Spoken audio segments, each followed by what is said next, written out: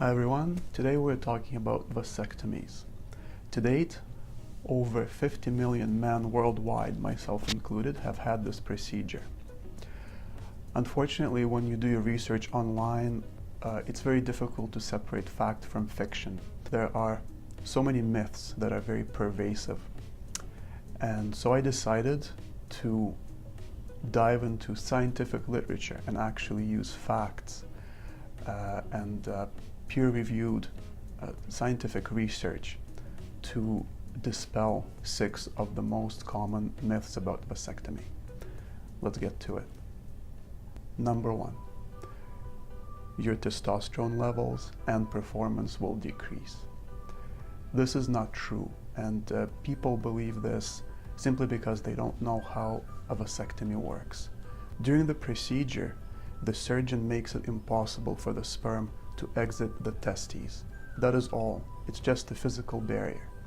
While testosterone is produced deep in the testes and it's taken up by blood vessels and it goes into the rest of your body.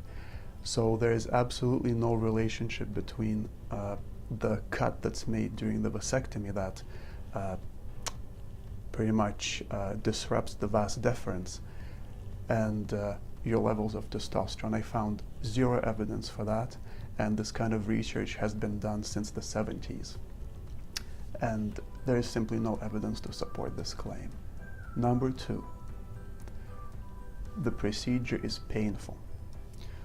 Maybe it was the case in the past, but the modern procedure is known as the no needle, no incision vasectomy. What it means is it's pretty much painless. The only uncomfortable part is the administration of anesthetic, which is done with a pneumatic anesthesia gun. And the incision it's a tiny puncture incision. The whole thing takes 10 minutes. You will smell burning flesh for a few seconds, but that's all. Very minor discomfort. Number 3, you will have chronic pain after you have a vasectomy. This is a very common concern. And in my research, I found out that according to literature, up to 10% of men will report some kind of chronic discomfort that goes on for a long time after the procedure, but it doesn't affect their life. Only 1 to 2% of men will have significant pain and discomfort that will actually require medical intervention. So the risk of chronic post-vasectomy pain is 1 to 2%. Also keep in mind that any kind of healing in your body is a function of your general state of health. So take care of yourselves and I'm sure you will heal just fine. Number 4, vasectomies fail. A lot of guys are concerned that after going through this procedure, there is still a risk of pregnancy. Obviously, no procedure and nothing in life is ever 100% guaranteed, but vasectomies are the most effective contraceptive method for men. And the only other method of contraception that comes even close to the effectiveness of vasectomy is a hormonal implant, which is a female contraceptive. So according to my research, the rates of failure with other common contraceptives are as follows. For condoms, it's 1 in 50. With the pill, it's 1 in 330. But with vasectomy, the odds of failure are 1 in 1400. So it is extremely effective. Another point to consider is that the vast majority of vasectomy failures happen in the early days. And typically it's due to patient non-compliance. So if the medical office hasn't cleared you, who knows, maybe there's a chance that the procedure didn't work properly, but it wasn't caught early enough. The odds of late vasectomy failure are extremely slim, practically non-existent. Also keep in mind that the modern procedure has 4 levels of defense.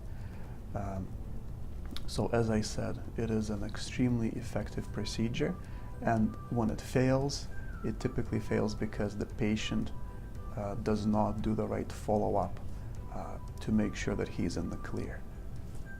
Number 5, vasectomies cause prostate cancer, or there is a link between vasectomies and prostate cancer.